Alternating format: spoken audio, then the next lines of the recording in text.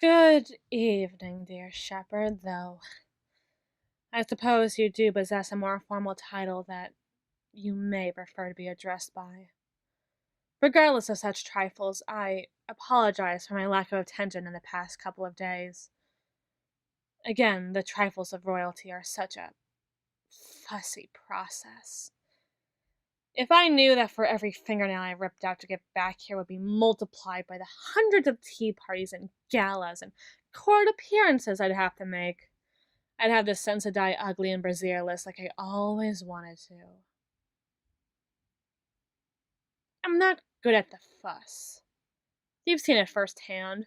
I think the only thing I have to weigh to the fuss is our scandalous, class-defying courtship of true love, and even then, I know they're just waiting for me to mess up again. Mess up worse. For now, we are the talk of the town, conversation of the kingdom, but it's only a matter of time before the blue-blooded bastards begin looking for something else. The foreign knows you don't need a warmonger like me in peacetime, and the minute I wear the skin longer than I have to is the minute they begin looking for something else they can damn me for. Forgive me for my ranting and raving, dear shepherd. You're the only one I can trust with these frustrations. If I were to lose my head the way I wish to when the ladies of the court give their sickliest, sweetest smiles at my approach, or the way they speak of... well, I'd be finished. I'd say both of us would be finished, but the foreign knows that I'd never let anything pierce the heart of my woolly-brained shepherd. Let alone the skin. Did I never tell you this? Did you really not? I'm not good at this. I am not good at this. No. No answers. No answers today. I already gave every answer I had today, and they weren't good enough. So I decree that the two of us get a 16-hour nap and figure out the trajectory of our lives from there. May the four fucking bless us with an eternal slumber while they're at it. I really wouldn't mind one of those right now. Is blasphemy really a concern of yours right now? And to think I thought you...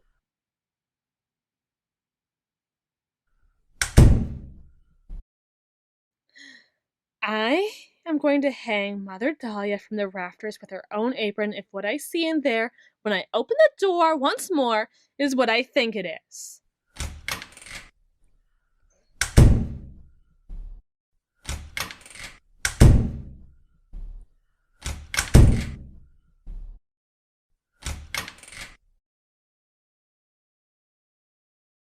Dear, be a lamb and open the door for yourself and reaffirm my perspective.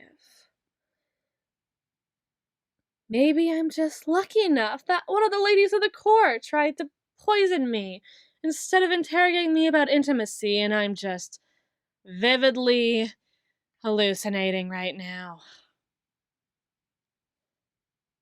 Now, tell me, are there rose petals on the bed? Candles? Fuck. It's at times like these I almost miss Mother Mina, and or potentially dying in the scenic countryside.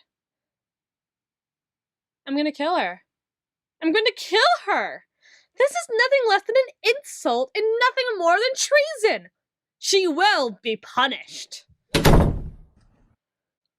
Well, no sense in laying a draft in, especially into a room filled with ornate, highly flammable fabrics and candles! The motherfucking four. Fuck.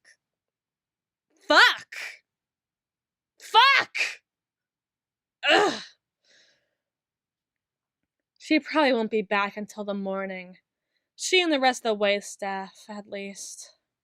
It's apparently traditional during these occasions to give the royalty as much privacy as humanly possible. We'll be lucky if they still have the guards patrolling it every hour at this rate. It's supposedly done to put less stress on the bride. Supposedly, as I said, as well as increase a sense of intimacy among the couplings when they're left to care for themselves and each other in ways they've never had to before. Hey, just because I understand what's happening and why, doesn't mean I enjoy the process. I grew up in this place. Don't you think I've learned to read between the lines after so many trips to the villa by the lake? Well, let me put it this way. I said it was meant to put less stress on the bride. It's meant to put less stress on the expectant mother. As many months in the villa by the lake as there are heirs in the ground, and even then some in more turbulent times. The rumors must have finally reached the castle halls. They want us to have a child. An heir. Of course.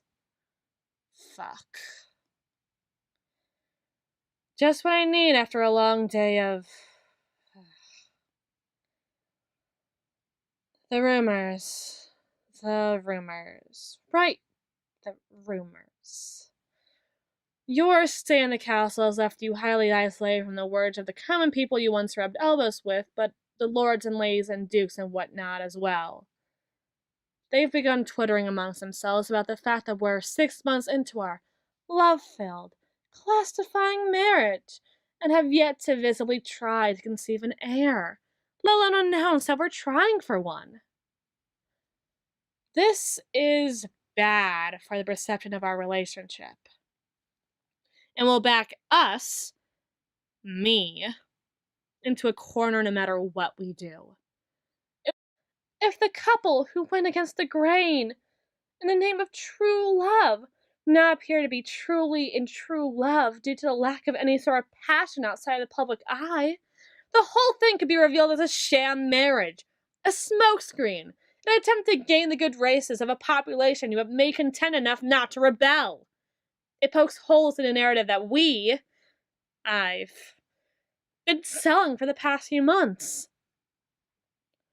So, a child is to be had. A child. A simple, innocent child who will raise and teach and will grow to shut me out of the position that I so rightfully claimed after years upon years upon years of fighting for it. Everything I have. Everything I earned. Stolen from me by the very same brat I'd raised to steal it from me. In a mere 18 years' time. A blink of an eye if you really think about it. That's what they really want. They want me gone. Everyone always has. For every year of my life, I've had somebody who's wanted me gone. Dead. Banished. Exiled. Stripped of everything I have and everything I am for the crimes of being born at all. Let alone a cursed sex like this that would have sentenced me to a Tweety Pie life of poofy dresses and fancy cakes in any other life. But I'm living this one. We haven't even fucked, let alone tried to fuck with intent, so I don't know what the public thinks they're missing out on.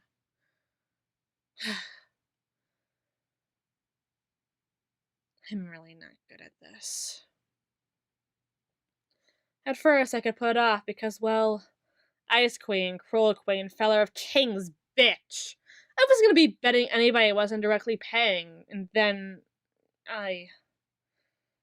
well, you were there. Enough said. Then there was the scarring. The kind of scarring that has indeed thrown off lesser men and women from knife wounds to sword scars to the attempted mastectomy that came when I was becoming good enough at a bow and arrow to try to become better, but you... well, your blood ran hotter than I expected. It actually made me feel better than I had in a long time. It was kind of nice. And now I only have so many things to say to keep you away. I screwed around in brothels as often as I worked in them. I fucked men and women, was good at it. Am good at it. I was expecting at least twice on my journey and did what I had to do to prevent a child from having to live in the world I was living in at that very moment. I lost another during a battle and didn't know how to mourn, not a death, but a life taken from me, so I just cleaned up and kept on walking until my legs couldn't carry me anymore. I hid in a nunnery and still might technically be considered a holy servant of the Four. I seduced the king for the sake of my own kingdom, and when he refused his help, I destabilized his empire in a matter of a week. I think at the moment I'd say anything to avoid something like this.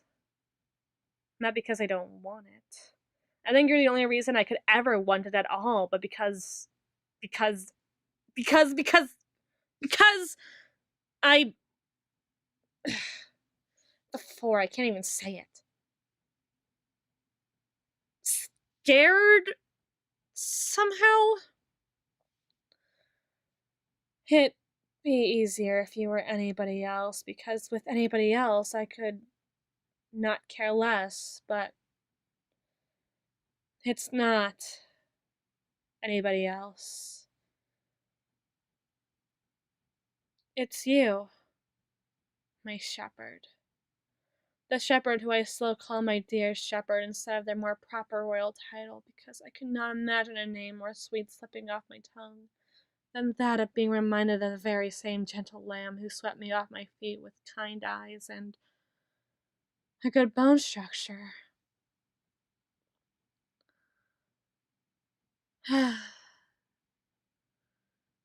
Nobody has ever wanted me. My parents hated me for my birth order and the cursed sex I so blatantly bared, and my kingdom is now roiling at my feet as they wait in gleeful anticipation for their silly little tyrant to make the kind of treasonous mistakes you can hang for. I know that you do not want me, and have always known from the moment of our meeting to the days the wedding bells rang. And I know I should have been able to admit this on my wedding day, but I want you. And isn't that such a grubby, queenie way to say it? That I want you? Like a petulant royal pain who won't stop screaming until they get their favorite little toy. But it's true. It's finally true. I want you. I'm giving you the thing I never had, and never will. Loved, but not liked. There, but not present. Unneeded and unwanted. It's all I can give you. All I can provide beyond the shackles riches provide. You're a very kind thing, my dear shepherd. But I saw your face at the altar. I could never forget it. You were so lovely and so sad.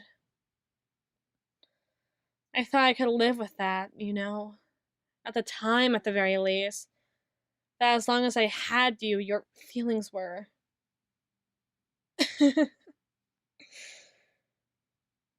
Imagine the ice cream to be thawed.